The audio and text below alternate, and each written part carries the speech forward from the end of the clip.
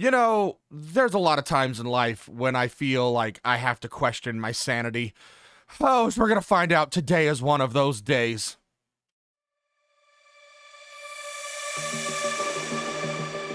Well, hello everyone, and welcome back to ZomBo Land Gaming.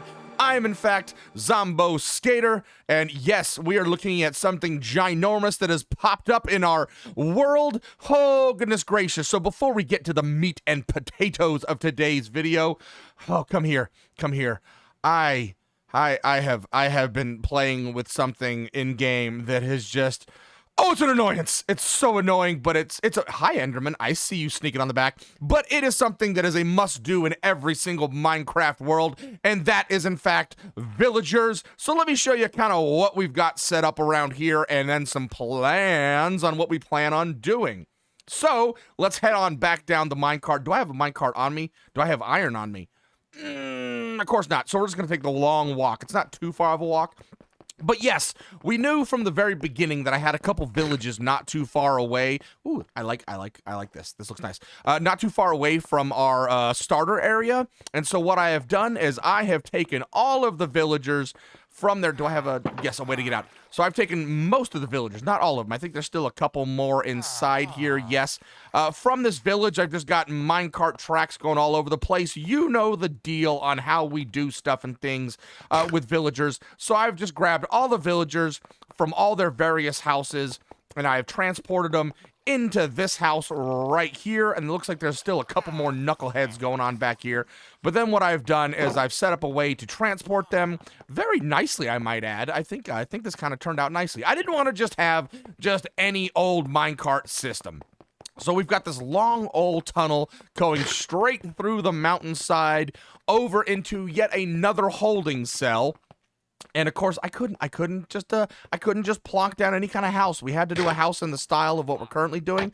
But if we walk on in here, I can dive on down, and there must have been an Enderman down here because there was a dirt block. What the heck? But yeah, we've got some little dudes sitting in here, and what I've got set up is you see this little dispenser here, so I can kind of come on up in here and work my way back over using some parkour. But yeah, so I've got a little cactus set up to grab the minecarts, and then it's going to grab these minecarts out of here. And of course, I didn't set myself a way to get down. And it's going to put them into a little dispensary down below over, did I put it down there? No, I'm just watering over here. That's at my other stuff.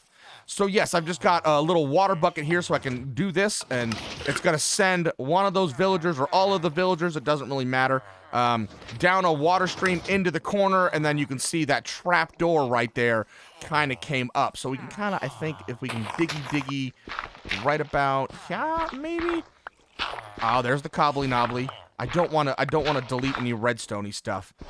Here we go. Here's the redstone. So yes, I've just got like a little system here that when the dispenser gets toggled, it also sends a toggle over here to basically do a block swapper, and in this case, it's just a block mover outer to pull that piece of out from underneath the floor, and then that way I can send them from their holding cell into a directional area, you know, to go kind of just wherever I want them to go. So boom, boom, let's get back up here. So yeah, so then they come into this little water stream here, and you can see them huddled in the corner here, and then we can place a minecart down in there, and then it'll come up here. And so then what we're gonna do here is this direction can go off to wherever anybody else wants to take the villagers if they so desire to take the villagers, or they can come this way, they get detected, which then activates the activator rail there, will spit the villager out, villager will go into this water bubble and go way up in the sky there, and then what I've set up for myself, for me to get up there, plus it grabs the minecarts back for me,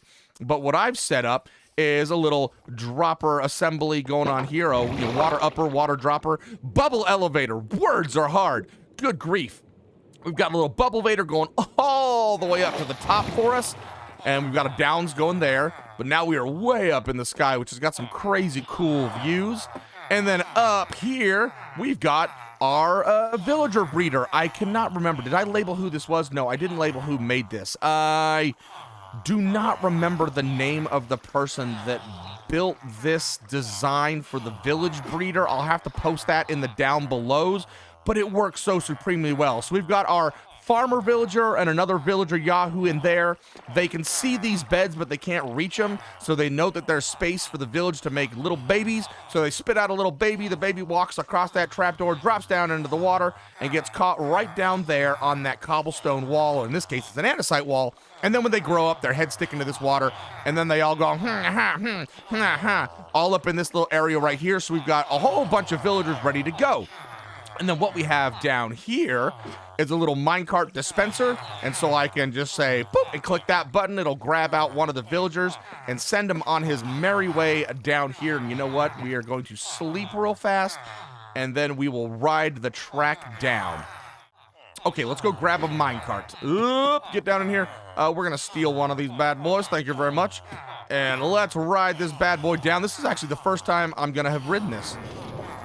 I hope this is going to be fun. Oh, yes. Oh, this is going to be dizzying. Oh, God. Oh, blackout. Blackout corners. Oh, the views are so... Oh, this is the worst Disney ride ever. Oh, but what a view. Well, when we have a view... You know, I could put some power rails down here to make this go a lot faster. This would be a whole lot better with a lot of power rails, but you probably noticed right there, oh, we've got a fancy entrance going into the nether. Woo. Oh, and I'm not an entity, so that didn't work for me. So yes, thankfully I'm not an entity. But yeah, I still have to do some detail work on this right here. But I've kind of tried to set it up to where it looks like the other side of the nether on the inside of this. I think it looks really good. Burning my tootsies. Yeah, I just set up some blackstone and some of the vines and nether brick and whatnot, just to kind of give it a little bit of an appearance of being in the nether. And then so far, if I can actually get into the nether, it's a giant portal, by the way. Good lord. But yes, so I don't have where they're going to yet inside here. I still have to get rid of a whole bunch of lava and do all sorts of other stuff and things. But yeah, we're just, our other portal is like right around behind us. I think it's like right back over there is our other portal from spawn. So yeah, I have linked these two portals. So that portal over there, even though it's really close, has its own separate entryway. So we can still kind of come through here to go to the nether. But yeah, so we've got our villager breeder set up, and I think we will use the top of that mountain over there to set up an iron farm.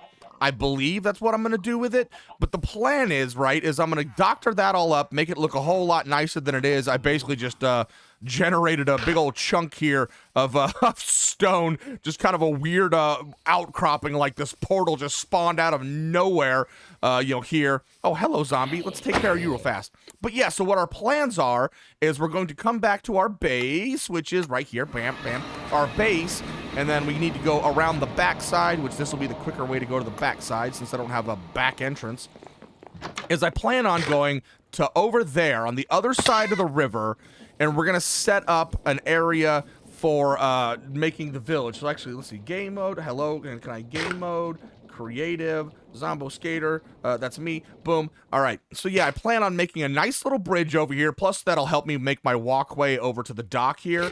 And then we've got this nice big flat area here.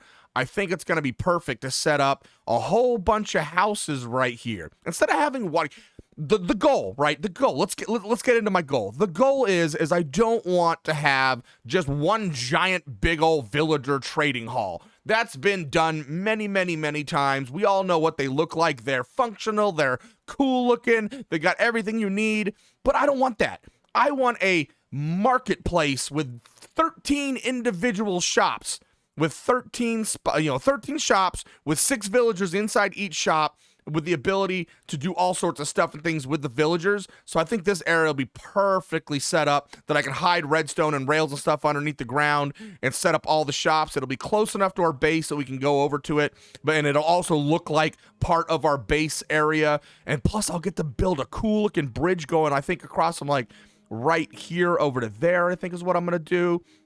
Just because our walkway will go real nice.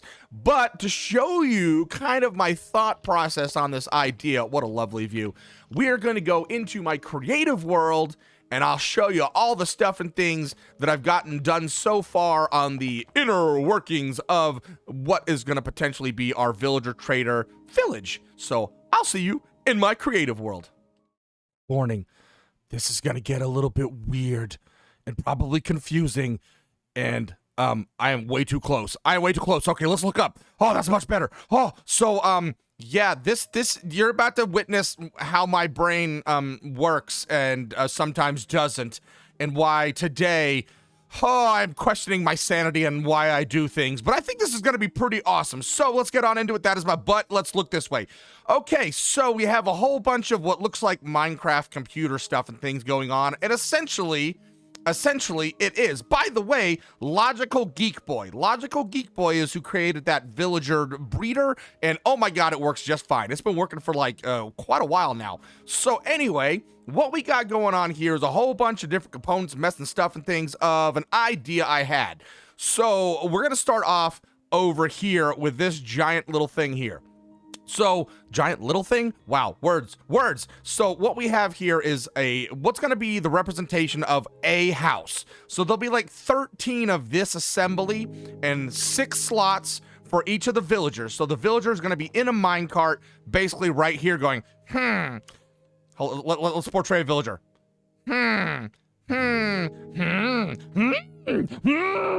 Okay, enough of that. So each one of these workstations is going to be different depending on what kind of villagers we have in. Plus, it'll allow us to decorate each one of the houses. Like in the case of librarians, we'll make like a bookstore. With the fisher, we'll have him right up against the riverside there and set up a fishing hut, that sort of deal, right? And then what we're gonna do is we've created the mechanism to drop the villager down onto a send cart track, and then we've got a return cart track that comes along this way, comes up the bubble stream, and then back down into a selector for the 6 individual slots. So that's kind of what our house is going to be. There will be a roof on it eventually, but just for my testing purposes, I had to put a roof for if the villager is zombified. I need to make sure they don't burn up as they go back in. But yeah, so we've got individual components going on over here. So I've been looking at people like Nico is Lost and Integral Zero and some people like that at some newer versions of how to release the villagers from their cells. And I decided I wanted to try my hand at making my own, which is why these are spaced out a little bit. And I was thinking about it. I was like, you know what? I would like to maybe potentially not have them in rows like this, like maybe have them dotted all over the shop. So I didn't need to worry so much about being very compact and only 2 blocks wide. I could make them wider if needed. So I was able to take that into consideration. The only thing we don't have here is the enable line coming in to actually do this for our from like a control room, which is going to be that over there. Currently, if I click this note block, it's going to fire this observer, which will fire this dropper hopper T flip-flop circuit, and all that's inside here is 1 piece of redstone dust. It can be one of any item, doesn't matter. So it's gonna fire this, wow, the music. Let me turn the music down real fast. Yoink! Done, off, okay. So it'll fire this T flip-flop, it'll fire this comparator when the item gets in front of here, fire this redstone dust, fire this repeater, going in to fire the piston, which will come back in. Well, it'll fire out first, but then we also have this comparator coming off of that same hopper to basically fire the system one more time. So instead of locking the redstone dust here, which would retract this, it fires again, putting the redstone dust in here, pushing it back out. So we can see this in action if I click this right here. Boom, boom, boom, boom. Perfect. So it gives it just enough time to actually drop the villager down onto the send minecart system. So that's pretty cool. So the only thing I need to add in here is just something else to fire this redstone block instead of us having to do it by standing on this block right here and clicking that, which we could do, right? Having the manual ability will be nice. And then what we're going to have is 4 different directions. So if I come all the way over to this side here, I'm going to have on the send line, we're going to send either to be fired, literally, to get rid of a villager, zombify them so we can cheapen their sales, to a holding cell if I want to keep a villager but currently don't want to use that villager in the house, and then also swap villagers around, either from a cell, between houses, or inside an individual house. I want to be able to swap them around. So we needed a circuit that's going to select which way the minecarts are going to roll down the track.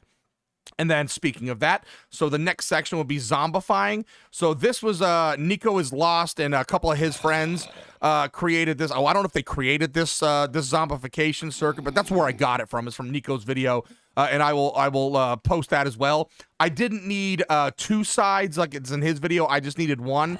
So essentially the villagers will come in here, go through the honey block, and there's a piece of string right there that's going to fire this observer, which is going to fire the piston down, unlocking this piston, retracting this piston back. We're going to zombify. Basically, it's going to turn off this track as well. And so the zombie, you got to be in hard mode, by the way. You can't be in normal or easy to guarantee that it will turn the villager into a zombified villager. So we got Mr. Zombificator here. And so he'll whack, whack, whack the villager. And then after a little brief momentary time, the villager is going to roll back out. The system's going to reset itself. And as the villager is passing back, this is the return line right here, by the way. And the villager is going to come this way. This little setup here is going to fire a note block, fire this observer through this solid block, and fire this dispenser, which is going to use this right here to basically put a splash potion of weakness and splash the villager on his way out, basically starting the healing process. And then unfortunately we'll have to go to whatever house and feed them a golden apple, so that way we can turn them back into the villager. But in order to make the splash potions of weakness, we're going to use Auto Brewer by Rex Stone. So this is set up to we can actually do any kind of potion we wanted to, but we only actually need 2 ingredients, netherwort and gunpowder, in order to make the potions of weakness. This is really freaking awesome. So this right here is going to be our locking mechanism. Once this chest and this hopper are full, it'll lock the system, but the moment that this starts to flow out, it's going to enable all the circuitry up here, which I won't get into the details of. I highly recommend if you want to use this, go look at the Rex Stones video. But essentially, we've got right in here glass bottles that are being dispensed out into water, turning them into regular water bottles. I've just used a couple slots here for the blaze powder just to make sure this stays full. I put a piece of fermented spider eye to prime the system. So once everything goes, it's going to spit out 3 glass bottles, turn them into water bottles, fill this slot, send them down into here. And then we've got set up the ingredients in order. So it's going to fire gunpowder into the hopper, fire a fermented spider eye into the hopper, place them in this chest in the right order, and then move the next item down through our item filter. So that way, as soon as the fermented spider eye is done, it's not going to get rid of these potion of, what are these? Not awkward potions, whatever the potions are right here. Potions of weakness, potions of weakness. It'll put the gunpowder in there and then turn them into splash potions of weakness, and then it will unlock to allow them to store into the chest. So it's pretty freaking awesome. It's actually relatively compact, and since it's all going to be underground anyway, we'll be able to place that underneath, attached to here. And so we only need 1 of these zombificators and 1 of these auto brewers. We don't need 1 underneath each house. We can send all of the houses to this 1 spot as needed. And then to get rid of the villagers, we'll have just a line coming in, and then they'll activate on that rail, get pushed off into the lava, so they literally get fired. And then the minecart will continue on and get captured by this hopper for us to send back over to like our village breeder / collector sender thingy jigger. And then for the holding cells, my plan is underneath each one of the 2 houses, we're going to have 2 holding cells, and they're basically the exact same setup as the houses, but since we don't need the workstation underneath them, we'll just have a solid block right there. But it's exactly set up the same way, although we don't have the second side. We only needed 1 side, so there's just 1 send track and then 1 return track to stick them into the cells. And then I think what we'll do is we'll either house a spare villager that doesn't have a job yet, and then, you know, when we send him to a particular house, he'll pick up the workstation. Or we can leave them both empty and then use it, like you'll send one from 1 spot down, send the next one over, and then you can send the first one back to the other 1 spot, you know, use it as a swapping area, right? In order to do all this, however, I need to be able to select what tracks go where, when, all that.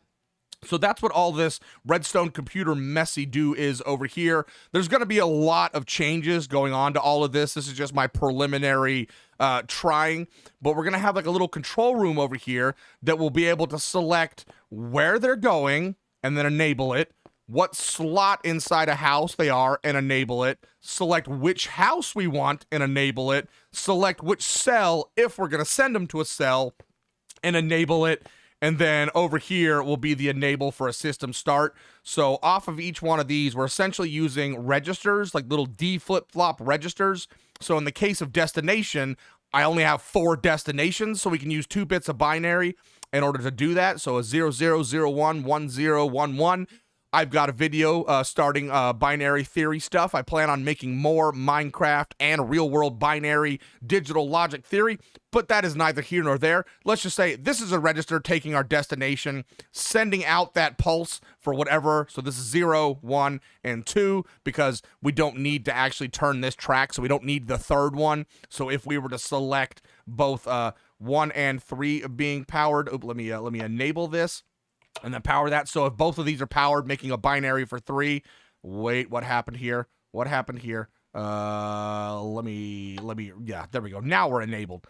Binary for 3. That's not binary for 3. What are we doing here with our lives? There we go. Good Lord, Nathan, know your own computer stuff. So yeah, binary for 3. It would be right here. The redstone would be, but we don't need to attach it because we don't need to swippity swap this track. But so if I come over here and say I want to go to the cell, so that would mean this is turned on, that is the 1, this is turned off, that is the 0. I've got those backwards. There we go. This is turned on, this is turned off. It's going to select this right here, which will unpower this line, which will power this torch, turning on this line, which then goes to a torch tower just to get up here. And you can see now this cart is turned facing this way, but this track is now facing this way. So we come across the track, it jumps the track, comes down around into our cell. And if I wanted to say fire the villager, that is going to be 0, 0. So both of them are turned off, which means this line is now powered, or unpowered, I should say, turning on those torches, which comes up here, and it swaps all the track pieces over so the villager comes here. Oh, that was a long, lengthy explanation for that. So yeah, so that's our destination selector, and I essentially just decided to do the same thing for all the rest of them. It just has to get to a bigger circuit, because now we have 6 houses, and in 2 bits, you can only count from 0 to 3. In 3 bits, I can count from 0 to 7. Well, we only need 6 of them because there's only 6 houses. So essentially, we're doing the exact same thing here. And so this would be 0, 0, 0, 1, 1, 0, 1, 1, 1, 0, 0, 1, 0, 1.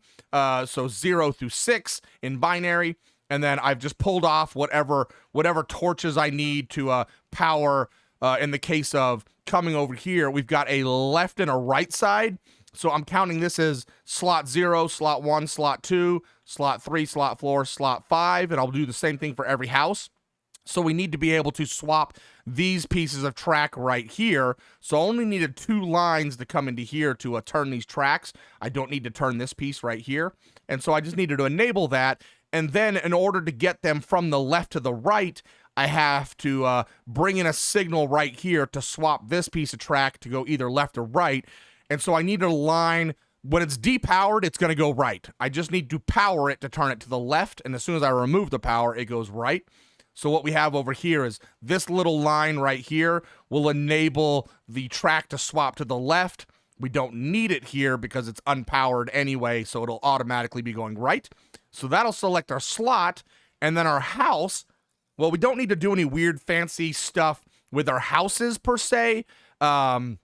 I think what we'll do is we'll send this down to individual turns on the track to enable whatever I might, you know what, now that I'm thinking about it, I'm going to have to do that for this as well to make sure each one of the track lines underneath will swap to the right houses. Good grief. But yeah, so essentially this is 0 through 12. So now you needed 4 bits in binary because that's 0 through 8 plus 4 is 12, 16, 0 to 15. So that's the, yeah, mathification. Good Lord. 0 through 15, and we only need 13 of them because there's 13 houses. So the same exact thing is set up here in binary. And then over here for our cells, I plan on using 26 cells, 2 for each house. And so we have the same thing as this over here, and we'll just need 1 line for every 2 lines extra to be able to enable that 1 piece of track in the cells to swap over for us.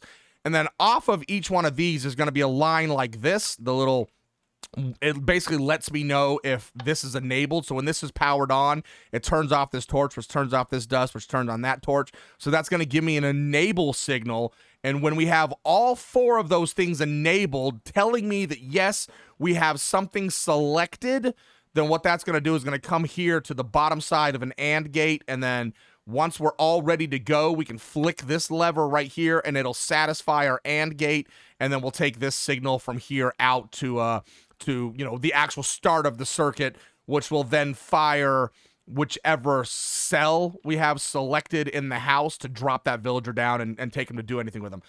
Good grief, that was a whole lot of explanation of stuff and things that's not even remotely close to being done yet. I still have to design the dang houses.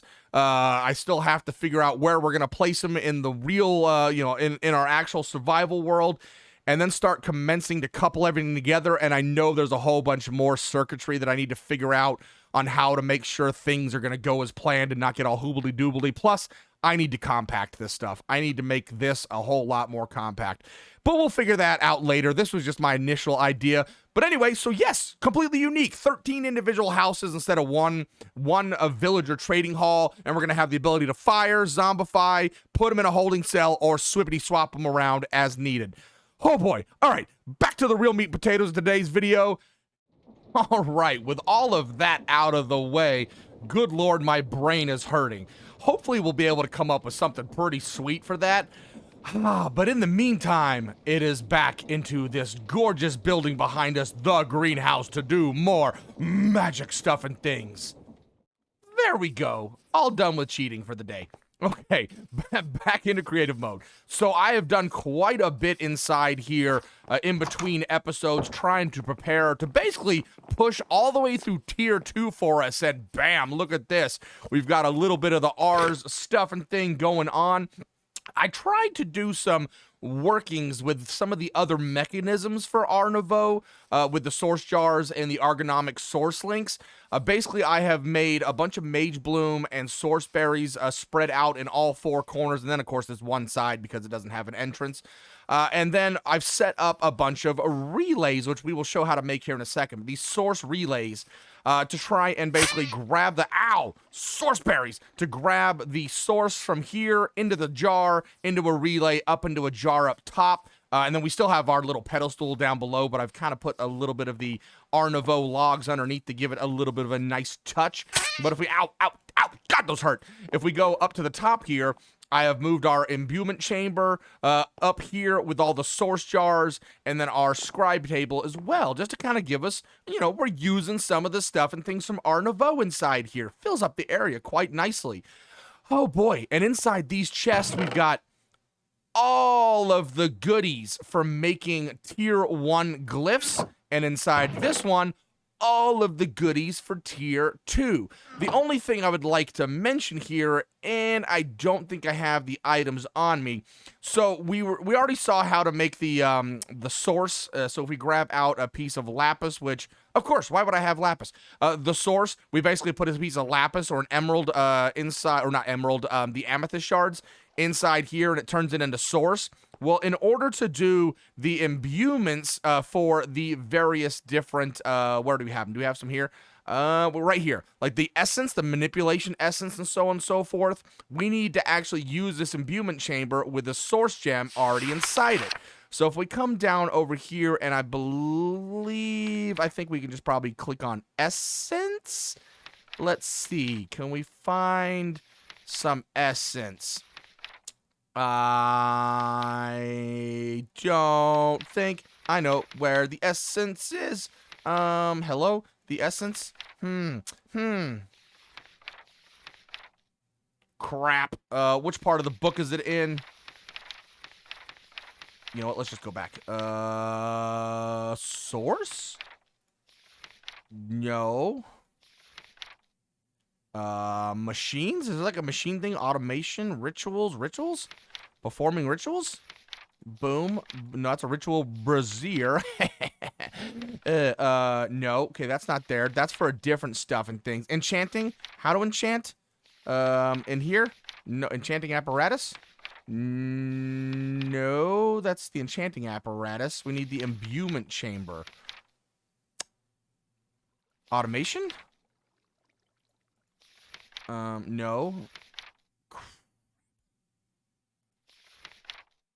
Ah, okay, I found it. Imbuement chamber. So we make this little imbuement chamber here, and then there's all these different things that we can do with it. So these are the amethystars and lapis to make the source gems, and then we can also put in other stuff. So to make fire essence, what we need to do is have 3 pedestals around the imbuement chamber with a flint and steel, a torch, and a gunpowder, and these items don't get used up. So you only need 1 of these items, and then the source gems in the middle are what's going to actually be used up. So you'll put the source gem in the middle, and in this configuration, it'll make fire essence.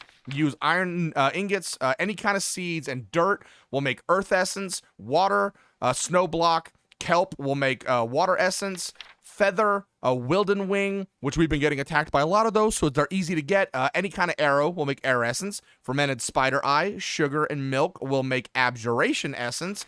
A wilden horn, a starbuncle shard, which we'll show you how to get those in a second. And it says it right there. Obtained by giving a wild starbuncle a gold nugget. So we already saw where I had that woolen starbuncle statue, and I showed you them walking around. You basically just toss a gold nugget on the ground, and they'll pick it up. And when they pick it up, they disappear, leaving the shard behind. And then a book, so that makes conjuration essence. A button, a redstone dust, and a clock makes the manipulation essence. So there we go. So that's how you make them all. And I've already made up all of the essence that we needed for all of this. So now what we need to do is grab all of this stuff and things here, and we're going to go down below and get slicey diced. Good grief. And we're going to start making up all of our enchantments. Or actually, no. I think we just stick them on the scribe's table, right? If we do this, let's go back out into our book. Actually, you know what? Let's just go to our quest line. So in our quest line for our Nouveau, it says tier 1 glyphs. The tier 1 glyphs require blah, blah, blah. Scribe's table. If you need to cast better spells, you need a scribe's table to unlock glyphs for your spellbook. There are 3 tiers of glyphs to unlock. The scribe's table is also used blah, blah, blah, blah. To do this, place a spell parchment. We're not going to do that right now. To create a glyph, right-click on the scribe's table with your spellbook. Search for the glyph you want to make. Then click select at the bottom. Right-click the table with the items required. There we go. So that's all we need to do. So like in the case of the very first one, let's look at our thing again. We're going to go glyph of underfoot. So glyph of underfoot requires iron boots and a pressure plate. So that's all we need here. And 3 XP it looks like. So we're going to grab out our iron boots and 1 of these pressure plates. We also need our spellbook, which do I have our spellbook on me? It is right hither. Grab our spellbook out, right click, and then we need to search for underfoot. So can we go tier 1 and summon wolves, toss, rune, rotate. These look like they're in alphabetical order, but not somehow. Bounce, conjure, hello, pick up item, place block. What looks like it's underfoot to me? Bounce. Oh, underfoot right there. Hey, look at that. It's the very first one. So we're going to click on this and then say select. Okay. Toss items as they appear above to complete crafting. So then we'll take these 2 out. Boom and boom. So now, oh, look at that. You can see it kind of just hovering over. So we'll go right click with that. And then now do we right click with, oh no, it's writing that part. Uh-oh, what happened to my pressure plate? Oh, there's my pressure plate. There. Wait, did it just give it to me? Wait, what? Huh? What? Huh? What? Huh? Underfoot. Yes, select. How did we do this? Where is my... There's my pressure plate right there. Well, where'd my stupid iron boots go? I don't know. Oh, no. Oh, no. Well, you know what? I guess we're going to use this one up for the time being then, because apparently used it up. There, okay, so it is writing it. Okay, lost remaining items on the... Oh, lose remaining... Oh, okay. So now, does that just give it to me?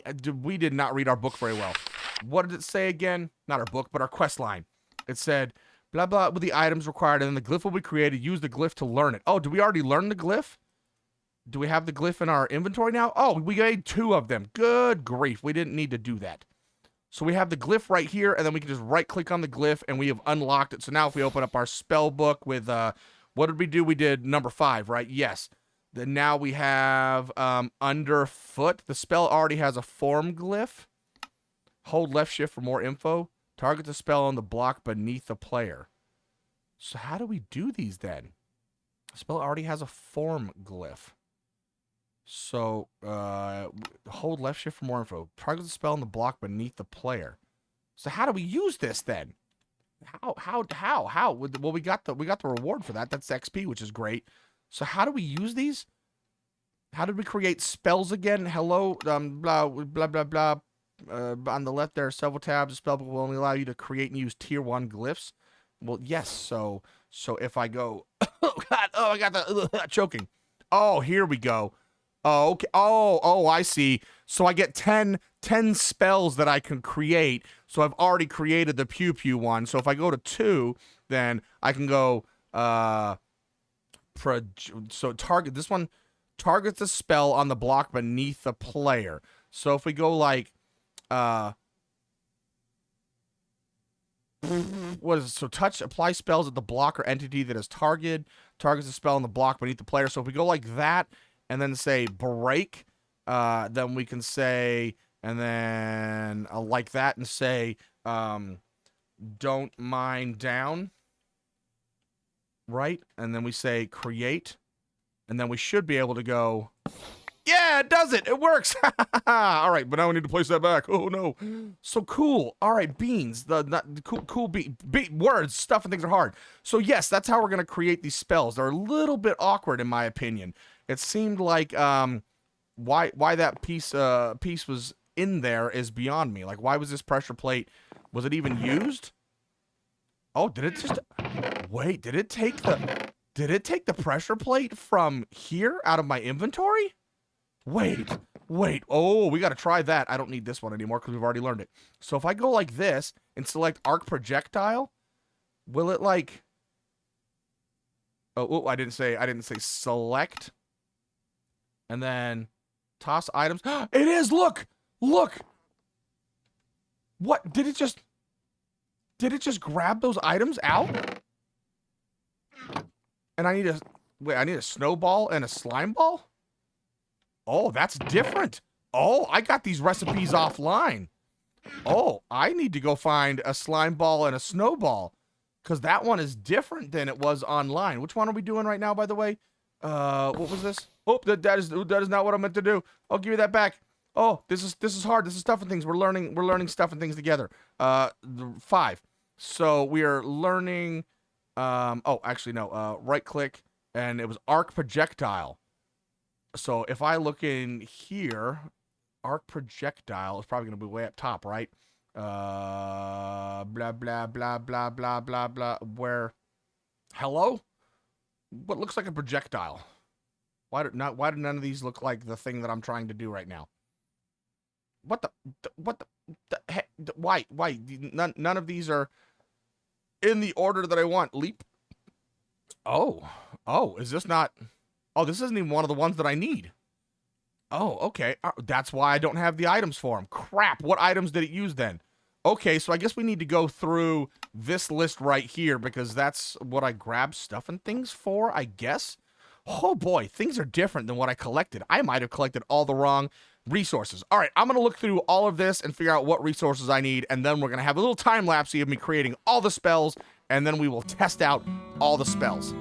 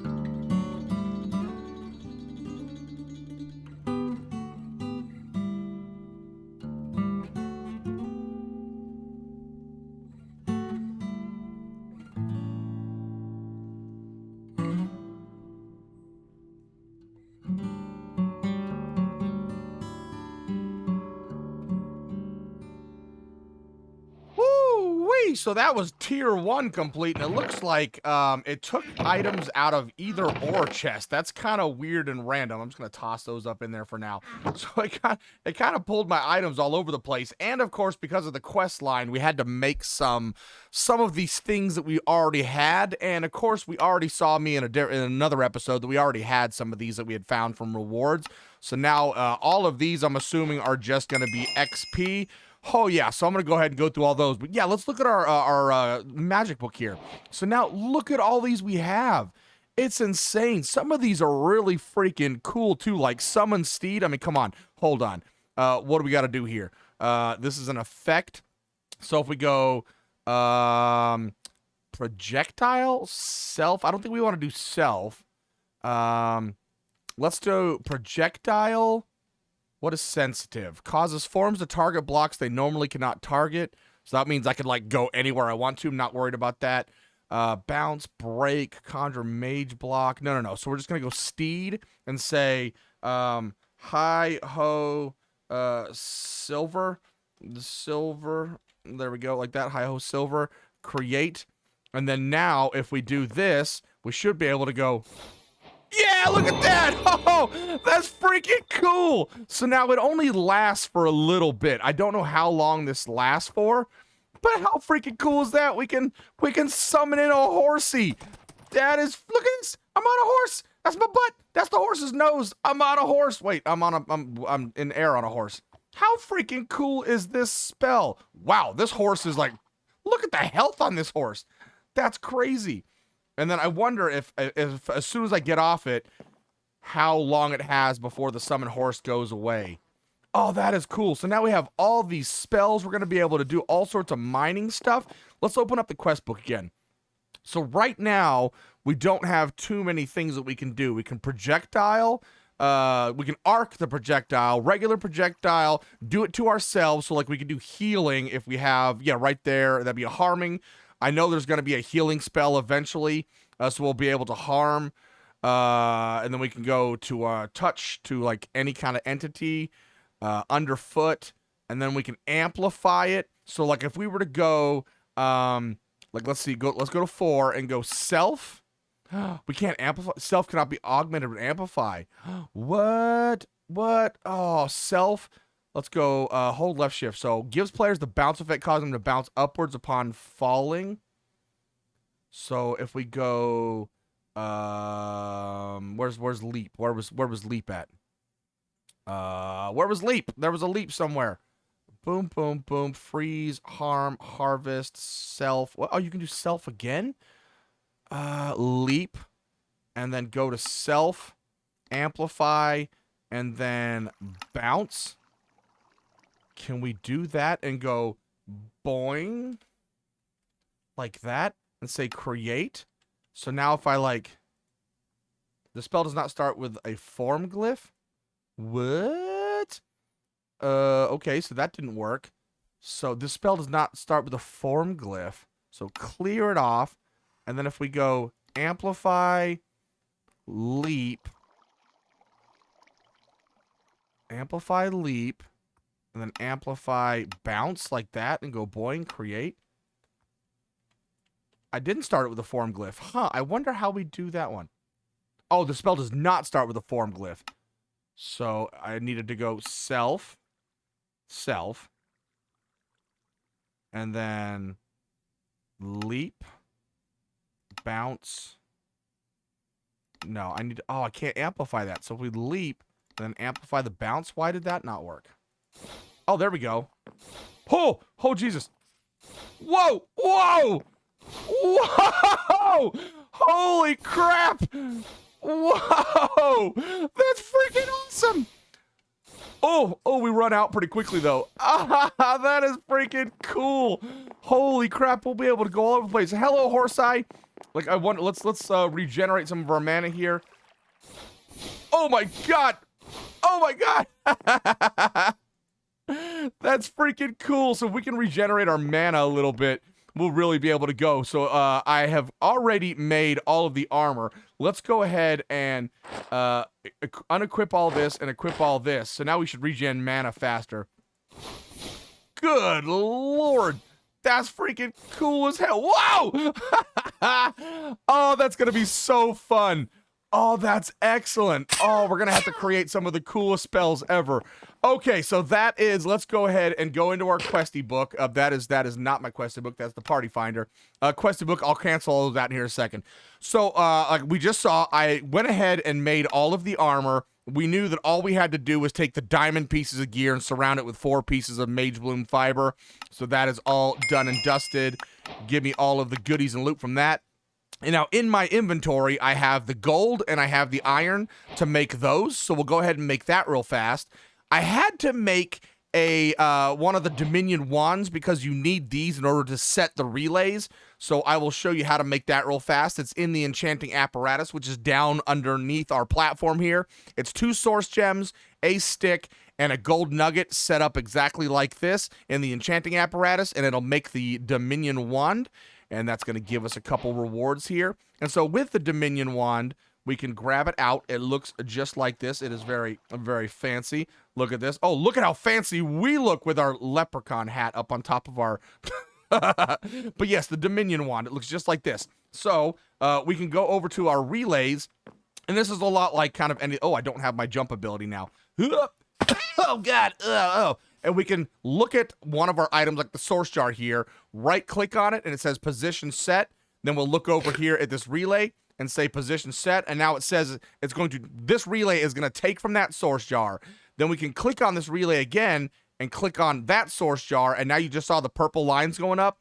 That is now going to take from this relay to that source jar, and then we could say, from this source jar to this relay, from this relay to that source jar, and then that source jar is going into the imbuement chamber up there to make sure that source is getting on up into there, which is freaking awesome and amazing. But let's go ahead and get into our inventory here, grab all this mage bloom out, and of course I don't have the iron booties anymore, but we're going to surround this with 4 pieces of mage bloom, put the helmet in, and bam, there we go. So once again, that is exactly how we use this enchanting apparatus, and we're going to do that for all of the armor to complete that portion of the quest. Woohoo! We are now armored all up. The only thing I need to do is I need to go find another pair of iron booties, which we might have them up here if it grabbed it from a different chest. But it did say we lose our items when we grab them out. So yeah, it looks like I lost my iron booties when I mistakenly clicked the wrong recipe there. So we'll have to go grab those out, but that is nice. So look at that. Look at all these armor pieces. So they're going to give us basically different varieties of mana regen and armor and whatnot. And we can dye them all up, but we no longer need these in our inventory. We can toss them away, and we can toss that away as well. So let's go ahead and complete these questies. Bam, bam. Look at we are kicking a booty today. Kicking booty despite my brain hurting from trying to mess with villagers too dang much. Oh, I can't stand villagers. Oh, God. Okay. All right. So that being said, so now with this Dominion wand, we're going to work on this a different day, but it looks like we can find these various different mobs related to Art Nouveau and turn them. If we look at this, the Dominion wand is used for controlling the creatures you might encounter in the world. Each being responds differently to the world, so make sure to read up in the Warren Notebook. So let's see. If we go to, do we have familiars? Is that familiars? Summoning familiars? Looks like this maybe. To begin summoning familiars, you will need to obtain a bound script of the entity you wish to befriend, blah, blah, blah. Nope, that doesn't look like that in there. Well, yeah, that had to be them, right? Well, how about we do this? If we go to, can I search in the star? I cannot search in this. Well, that's terrible. Looking for, like, Starbunkle. Starbunkle. There should really be a search function in here. Starbunkle familiar, right here. A Starbunkle familiar that will grant you speed 2. Additionally, using a gold nugget on the Starbunkle will consume it and grant the owner a short duration of scrying for gold ore obtained by performing the ritual binding near a Starbunkle. So that's pretty cool. So yeah, we can use the Dominion wand to grab these people out, and then we can bring them back to our base to do various different stuff and things with them. So that's pretty freaking excellent. I'm digging that. But we will do that on a later date. So we still have to complete all those. We need to get all of tier 2 done. Down here, we talked about these the other day. These are basically going to be rituals to bring different mobs and things into the world forest that we'll have to take on and or befriend. down here, we've got all these enchanter swords and shields and stuff. I think we're going to deal with this on a later date, but these are going to be awesome for extra stuff and things that are going to give us buffs and benefits. Now, the runic chalk. I had to create runic chalk for one of the tier 2 glyphs, so I'm going to show you the recipe for that. But runic chalk is used to draw permanent runes on the ground. These runes will cast spells on entities that walk over them. To attach a spell to a rune, inscribe a spell parchment using a scribe's table. Note the rune will need source to operate. So runes is basically manipulation essence, a mage bloom fiber, and a bone meal, which is awesome. And we just need to go grab it out of the chest if I can find the stairs to get on up there. Let's get on up into this chest right, where are you at, runic chalk? Hello, the runic chalk? Where, runic chalk, where did you go? Or did I not make it? Did I not make it? I could have sworn I made runic chalk, but we said we needed one of these. We needed some bone meal, so we can go like this and grab some bone meal, and we needed a mage bloom fiber, which is that right there. And I think we can just do this in a regular old crafting table. I don't think it requires us to be anything special. Boom.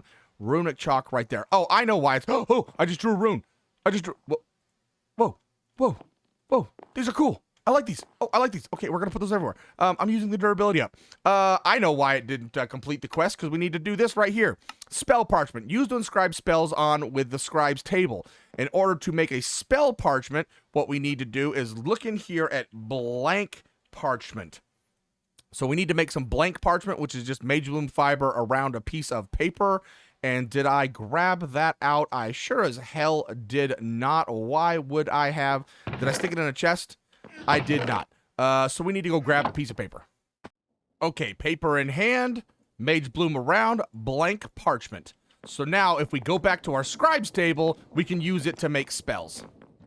All right, so let me see. Let's read that quest again. So it said, used to inscribe spells on with the scribe's table. So I think if we click with the blank parchment on the table, it's sitting right there. Hello, hi, let's look at the scribe's table. The scribe's table is also used to attach spells to spell parchments. To do this, place a spell parchment on the table, select the spell in your spell book, then sneak right-click the table with the book. Okay, so we're going to do the first of tier 2, so we can get the tier 2 glyph. We'll say extend time, so we're going to sneak, right-click, it set spell, hello, did it set the, hello? Did that just set a spell onto a piece of parchment? It did. Oh, okay, so we already have to have the spell learned in our spell book, and now we have a spell parchment. So runes must have so can I use this? What do I do with this? What do I do with this? Let's go back over here. So we learned how to put the spell on it. Spell created by scribing a blank parchment in the scribe's table. So you basically just created it with a pre-known spell. So did we just, because we had a spell, see this one doesn't have, this one's blank one. So we've got that there now, and then if I sneak, right-click, did I just set that one as well? Oh, okay, so like if I grab this other one out, I think I see what it's doing. So let's select Pew Pew, or actually, if we go to 5 doesn't have a spell yet. No, see, I'm still selected on boing for my spell. Oop, I don't have the spell command. So if we go back to Pew Pew, we're still on boing though. How do I scroll through my spells? Oh, okay. All right. Okay. So if I go control and apostrophe, that should change my spell up. Yes, there we go. Oh, okay. Oh, so now I wonder if I go to an unused spell and then shift click, it's an invalid spell. Okay, so then if we go up to say don't mind down, actually let's go with this one right here. Pew Pew, shift, and then click. There we go. Okay, so that's how, so it's basically just setting a pre-existing spell on these parchments, and then what the hizzy do I use these parchments for? That's what I want to know, is what do we do with the parchments? Used to inscribe spells on with a scribe's table. Okay, so then that leads into the runic chalk. Runic chalk is used to draw permanent runes on the ground. These runes will cast spells on entities that walk over. To attach a spell to a rune, inscribe a spell parchment using a scribe's table. Okay, so then if we have, like, this out, runes must have touch as their first glyph. Oh, so I need a rune that has touch. So like I don't have, right here. So I need to make like touch and then that rune. Oh, okay. So we need to get into something that would require touch. And then this spell, if the spell had touch when we put it down. Okay. Or can we combine these like this? Nope, that doesn't work at all. Oh, wait, hold on. No, that just made a blank parchment again. We're gonna have to figure this out. This is taking too much time. We're gonna figure this part out later on. Boop. Okay, gone. All right. Done it, though. Nailed it. That is all done and dusted. So we're going to work on these 3 next episode. We can go ahead and make the volcanic source link and the potion jar. So the potion jar stores up to 100 potions. So this is pretty freaking cool. We probably won't use this very much, but we might actually even utilize this in our villager thing for the auto potion brewer. That'd be kind of cool. But it's basically a source jar and an abjuration essence. A source jar is 6 slabs and 2 tinted glass. So we've got that in our inventory here. We got our source jar. Why are our source berries up there? Good grief. And an abjuration essence. Boom. Potion jar done. Let's go ahead and let's sit you right in right here for now. Oh, that is freaking cool looking. So I'm assuming we can probably get some relays to relay potions into here. Oh, that'll be freaking cool. Okay, that's that done and dusted. Alchemical source link. The alchemical source link produces source from adjacent potion jars. Oh, that's cool. So that's another way to get sources from potion jars. Requires a brewing stand, 2 source gems, and 2 gold nuggets, which I just took the gold nuggets. I put those in the wrong spot. Boom, boom, boom. Brewing stand, boom. Alchemical source link. And then the volcanic source link, which we didn't make in the last episode, but we had the pieces and parts for them. This one, as we noticed in the quest line, it says, the volcanic source link generates source by consuming burnable items. Arched with logs will generate bonus source.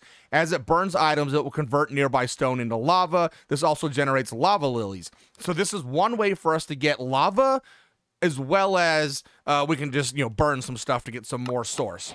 So that's pretty freaking cool. And then here's the alchemical source link done and dusted. So all we have left today is to get all of these tier 2 glyphs done. And like I said, I have most of the items in here. I think we might have to go get some more items because as we noticed, some of the stuff was different than what I saw on the wiki. So I am going to go ahead and time-lapse making all of tier 2s, and then we shall return.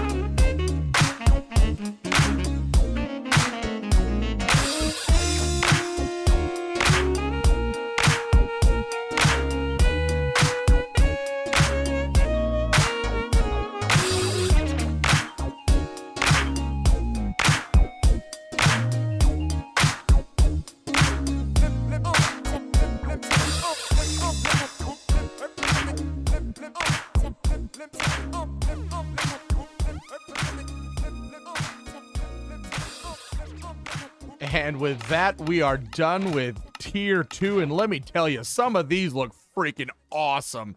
So, woo, look at this. All we have left is tier 3, which some of these are some pretty insane ones. Like Glyph of the Wither requires 3 wither skeleton skulls. That's not too bad. But some of these are kind of coming a little bit difficult. So we've got those left to do. We need to go find all of our little charms so we can spawn in these little, whatever the different, dirge me, whatnot. And then, of course, we're going to make all of our last little weapons and charms and whatnot, which these are going to be some of our first charms and whatnot to put on our body. That's going to be really awesome.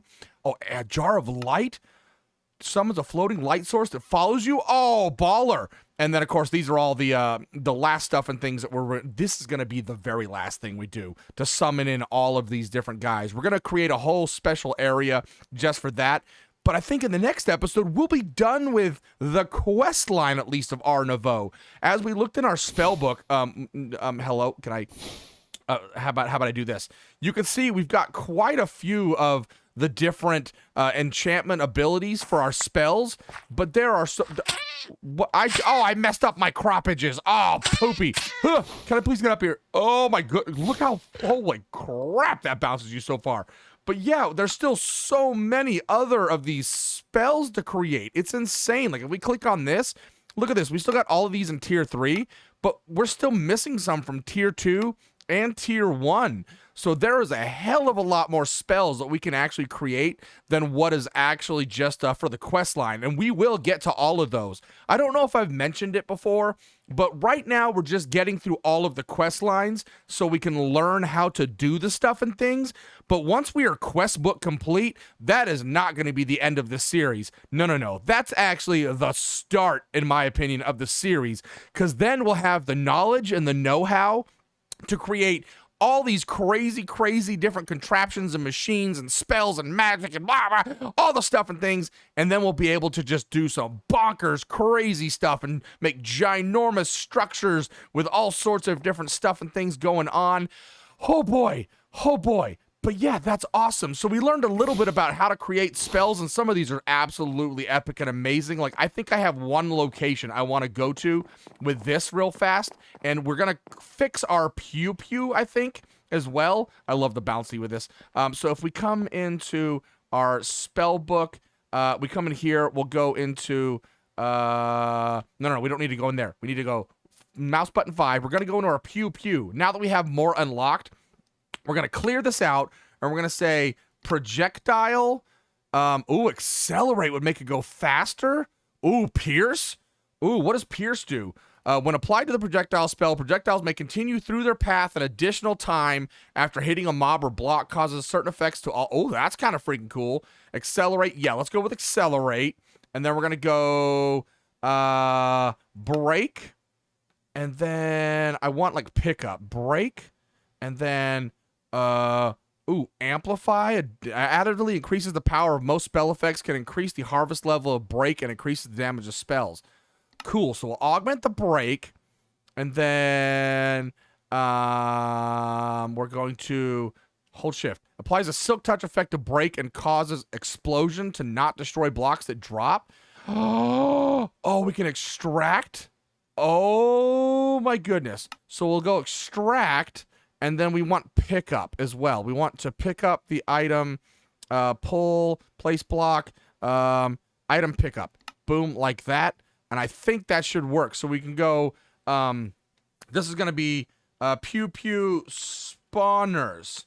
Yes, create. So now, if I'm in the middle of a boing, I should be able to go control, boom, to go, we need to reorder these. So that's going to be boing, and then go 1, 2, 3, 4, quickly to that. Okay, yes. All right, I'm going to go find exactly what I want to try this on, and then we shall meet at the super secret location. It's not going to be a secret location. It's going to be some place that we've already seen before, but we're going to go try these spells out on it. And I'm going to make it daytime.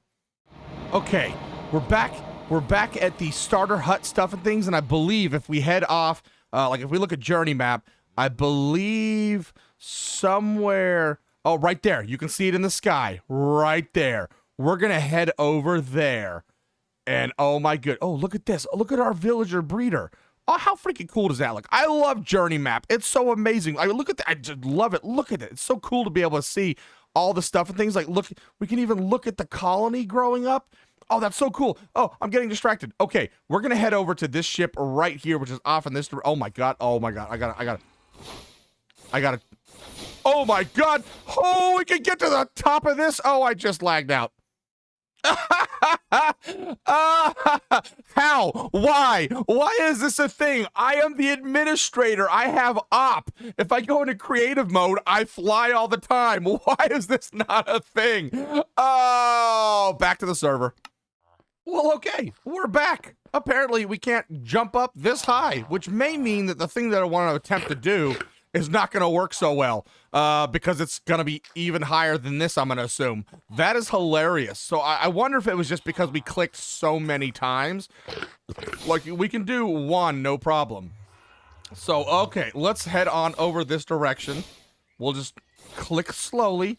And, oh, by the way, oh, God. Oh, I'm in the water. Oh, can I get down? Hello. Okay. Yeah, by the way, I am rocking the full gear, so we have that super duper mana regen. Like, what does it say for us? If we look at our inventory, +1, so it's basically +4 to the mana regen, and we get 120 to our max mana. So that's actually pretty good. It's actually not bad at all. Okay, continuing on our path. Oh, I don't want to go in the water. I also don't want to get caught flying. Oh, again! I gotta fix that. Well, this is absolutely disappointing. So not only is the Melcube server showing that flying is allowed, also I went into the game rules and did the disable the check for elytra movement speed. And yeah, it still keeps kicking me for flying. And as you noticed, I just relogged in, and because I was in the air, I died. So, oh boy. So yeah, we're gonna have to figure out how we can fly, but that's not gonna deter me. I'm gonna go get my stuff. I'm gonna get over to the ship, which isn't very far away. We're gonna get on the ship because we at least can check the other spell to make sure that we can still break spawners from a distance. That's my hope with that new spell. And I love this whole, like, when you're going to get your dead body, how you kind of float through the air a little bit. I can't remember what game that's reminiscent of. But there was a game that where you died. Maybe it's like World of Warcraft or something like that. All right. Okay. Here we go. So we need to get onto the boat again. Where are we at? We are currently facing this direction. We need to be kind of over here. So I can do like 1 or 2 bounces without it checking to see if I'm flying. And that might be enough to get us on the ship. I don't know. We'll see. I don't know what's causing me to... There's the ship right there. We can see it in the sky. I don't know what's causing me to get the little, hey, you're flying error, and I don't know why. The server... Oh, hey, there's a raid thing right here. Hey, guys, what's up? Can I kill you? Haha, you're dead. Haha, you're dead, too. Okay, you know what? We're going to climb the ladder, because I don't know if this is going to allow me to do this or not. Can I find the ladder? Oh, here's the ladder. Actually, you know what? We should be able to, Yeah, let's go. Okay, all right, so we're inside here. This is an airshipy thing, and we need to figure out its control, and we're going to do pew-pew spawners with it. So let's get on in here. Where's my button? We just need to find a spawner, and because I haven't been inside this one yet, right? Okay, here we go, up the ladder. And there should be spawners relatively close by in here. Oh, this is going to get really dark, though. Hello, can I place torches? Thank you. Place torches. Here's a spawner right here. Let's check it out. Wait, what? Can I not pew-pew the spawner? I can't pew-pew the spawner? Why can't I pew-pew the spawner? What? What? Is my spell not set right? Oh, there's that. It won't let me pew-pew the spawner? Is it because these blocks are around? Let's get our axe out. Oh, I'm probably about to get attacked, aren't I? Where'd my book go? Come on, let me... It won't let me pew-pew the spawner? I can pew-pew blocks. What? Oh, there it goes. I guess I was just aimed weird. Okay, so now did it give me the broken spawner piece? No, it gave me the whole spawner. What? Yes! All right, let's look at our book again. So we have this set as projectile, accelerate, break, amplify, extract, which extract was, let's go down to 5. What was extract? Extract, search extract. Right here. Applies a silk touch effect. Yeah! How freaking cool is that? We can silk touch the spawners with our spell book. That's absolutely amazing. And oh, thank you for all this redstone. I will take all that. Oh boy, that is amazing. All right, I want to go to here and I want to go boom, boom, boom. I want to boing, boing, and I want to get the heck out of here and get back to, actually, you know what? We can just go home, main. That is epic that we can silk touch spawners. Well, from a distance, most likely, but we were up close and personal with that one. But oh boy, we have done so much today, and I can't even get up on top of my roof because things are crazy. Oh, look at us. We're all fancy with our purple and yellow gold and our leprechaun hat. We are a magical leprechaun. Oh boy. That's so amazing, though. We got so much done in today's episode. We are almost complete with the quest line for our Nouveau. This is so exciting. The pew-pews are just absolutely amazing. So is the boing-boings. The boing-boings are just epic. Look at how far I bounce. Whee! Whee! This is freaking so cool. This is never going to get old. So, guys, I appreciate so very, very, very, very much that you guys were watching. And I hope you stick around for the next episode when we get even more insane by trying to create a ridiculously over-the-top villager trader hall. I don't know if we'll get started on building it inside the world here, but we will have an update on my creative test world on how stuff and things are going to go. But next episode, we're going to finish our Nouveau, do a little creative with the villager trading, and maybe go on an adventure to, like, the blue skies and test out if our Nouveau works in the blue skies or the twilight. Oh, boy. And we'll get some of these spells set up. We're going to try and cook up some cool combinations of spells so we can really go around and kick some butt, because with these spells, we might be able to start taking on, like, the wardens and stuff super easy from a distance with spells. How amazing would that be? Oh, boy. On that note, I'm ZomBo Skater. Thank you very much for watching. Don't forget to hit, the like, the subscribe, the comment, the shares, and pew, pew. And I will see you guys in the next episode. Thank you very much for watching. Bye now. See ya.